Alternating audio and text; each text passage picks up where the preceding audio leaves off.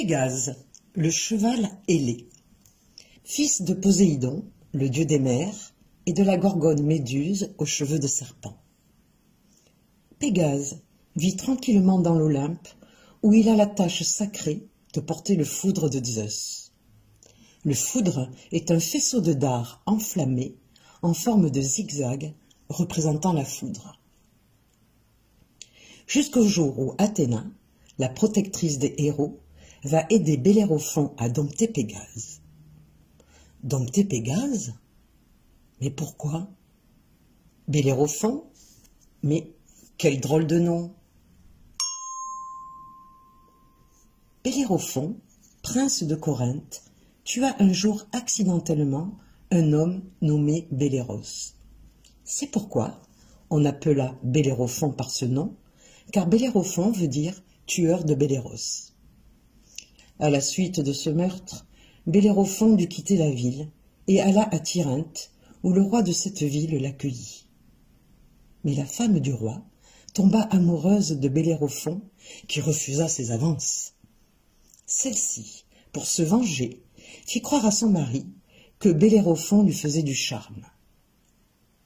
Pour se débarrasser de lui, le roi ordonna à Bellérophon d'aller tuer la chimère, un monstre dévastateur.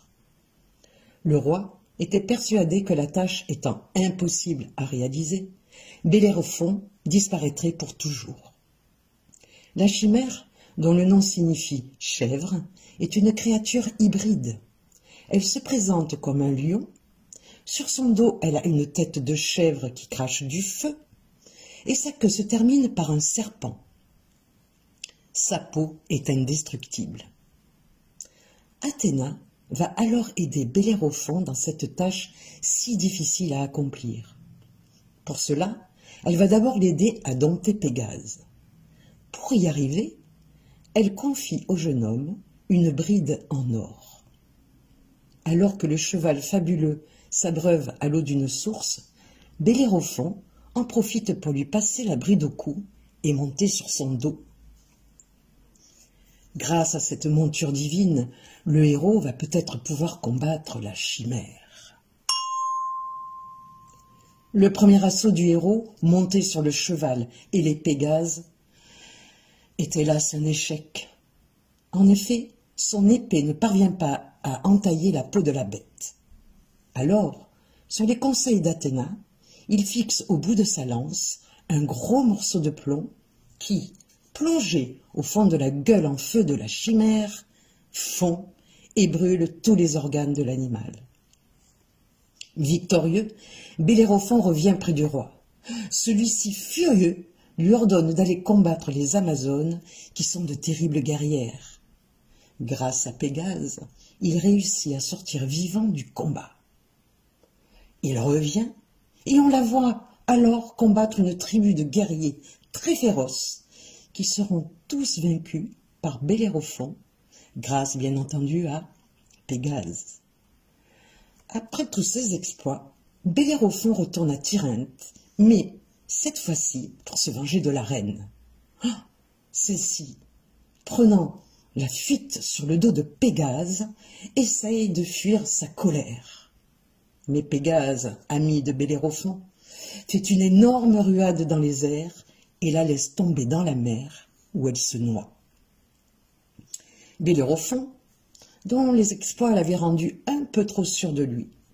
Ses victoires lui étaient montées à la tête. Il se prit alors pour une sorte de dieu et décida de rejoindre l'Olympe avec Pégase. Choqué par tant d'orgueil, Zeus envoya un taon piquer le cheval du héros, qui, désarçonné, tomba sur la terre et se tua. Pégase, quant à lui, continua à vivre sur l'Olympe, mais de temps en temps, il redescendait sur terre pour marcher et galoper dans la nature. Et un jour, alors qu'il trottait tranquillement, il s'arrêta brusquement sur une sorte de rocher. Il était sur une montagne appelée Hélicon. On ne sait pas pourquoi. Pégase donna un coup de sabot sur la roche et fit tout à coup jaillir une source qui s'appelle Hippocrène, la source du cheval. L'eau de cette source favorisait l'inspiration poétique et favorise encore aujourd'hui l'inspiration de tous les artistes de l'humanité. Pégase devint ainsi une constellation, devint aussi le symbole de la ville de Corinthe.